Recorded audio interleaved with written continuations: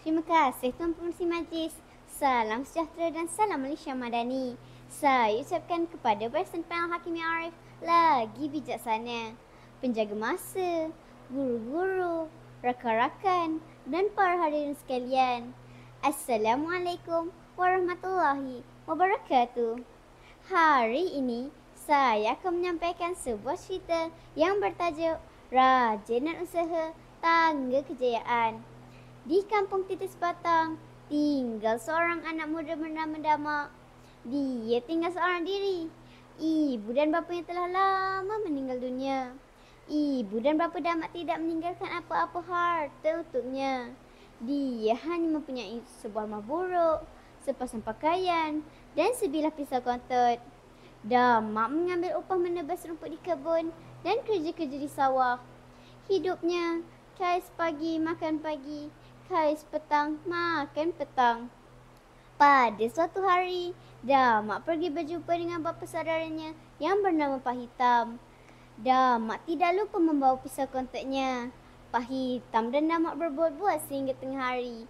Sewaktu hendak pulang, Pak Hitam menepuk bahu Damak sambil memberitahu firasatnya bahawa Damak akan bertambah miskin. Hamba sangat miskin. Bagaimana pula hamba akan bertambah miskin? Tanya Damak. Pak Hitam tersenyum. Kemudian dia menggelengkan kepalanya. Damak pun keluar dari rumah Pak Hitam lalu berjalan pulang menuju ke rumahnya. Jalan ke rumahnya melalui hutan. Tiba-tiba dia ternampak sang kancil. Sang kancil sedang minum air di tepi sungai. Itu pun sang kancil. Binatang itu sangat cerdik. Bolehlah hamba peliharanya, fikir Damak. Dari jauh, Damak melontar pisau kontaknya ke arah sang kancil. Malang tidak berbau.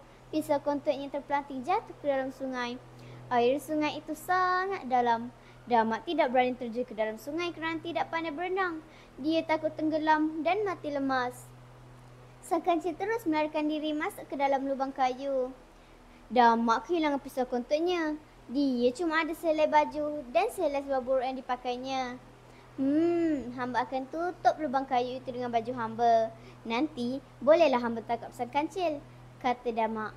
Dia teringin sangat memelihara sang kancil. Ia berharap dengan memelihara sang kancil, dia boleh hidup kaya raya. Damak pun membuka bajunya, lalu diregang pada batang kayu itu. Kemudian Damak mengatuk batang kayu itu. Sudah lama Damak menunggu, tetapi sang kancil tidak juga keluar. Damak terus mengetuk batang kayu itu. Sedang Damak mengetuk batang kayu itu dengan bersungguh-sungguh, tiba-tiba sang kancil melompat keluar. Baju Damak yang buruk itu koyak sama sekali. Sang kancil terus melarikan diri masuk ke dalam hutan. Kasihan, Damak tidak mempunyai baju lagi. Tinggal sehelai seluar buruk pada tubuhnya. Sungguh malang nasibnya. Keesokan harinya, sekali lagi Damak pergi berjumpa dengan Pak Hitam. Damak memberitahu Pak Hitam bahawa firasat Pak Hitam memang benar. Pisau kontaknya hilang dan bajunya pula koyak rabak. Pak Hitam tersenyum lalu memberitahu Damak bahawa Damak bukannya miskin tetapi kaya raya seperti orang lain juga. Damak terkejut mendengar kata-kata pakciknya, sedangkan dia hanya mempunyai sehelai seluar buruk pada tubuhnya. Pak Hitam menjelaskan bahawa Damak mempunyai tulang empat kerat, mata, telinga dan tubuh badan sihat. Damak mengangguk-angguk tanda bersetuju dengan kata-kata pakciknya. Pak Hitam menasihati Damak agar menggunakan anggota badan dengan sebaik-baiknya untuk menjadi kaya. Keesokan harinya, Damak pun mula membersihkan hutan di belakang rumahnya. Perkakas yang digunakan seperti sabit, parang, kapak dan cangkul dipinjam daripada Pak Hitam. Mula-mula, Damak menebas dan menembang pokok-pokok yang besar.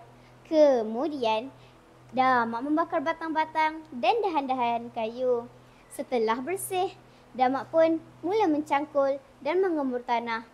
Timun, petola, kacang dan terong ditanam Damak untuk dijual. Setiap hari, kehidupan Damak mulai senang. Rumah yang buruk sudah dibaiki.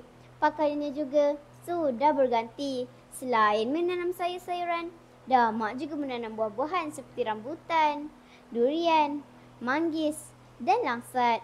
Buah-buahan yang ditanam Damak juga mengeluarkan hasil. Ramai peraih buah datang ke dusun Damak untuk membeli buah-buahan. Kehidupan Damak pertama senang dan bahagia. Damak tidak lagi miskin, malahan menjadi orang kaya dan banyak membantu penduduk kampung. Itulah berkat usaha dengan menggunakan tulang empat kerat. Kawan-kawan, kehidupan seseorang itu tidak akan berubah kecuali dia mengubah sendiri. Oleh yang demikian, manfaatkanlah tubuh badan yang sihat. Tulang empat kerat yang Tuhan beri untuk mengubah kehidupan kita. Janganlah kita mengharap belas kasihan orang lain untuk meneruskan hidup. Kita perlu berusaha sendiri untuk berjaya kerana rajin dan usaha tangga kejayaan. Sekian dan terima kasih.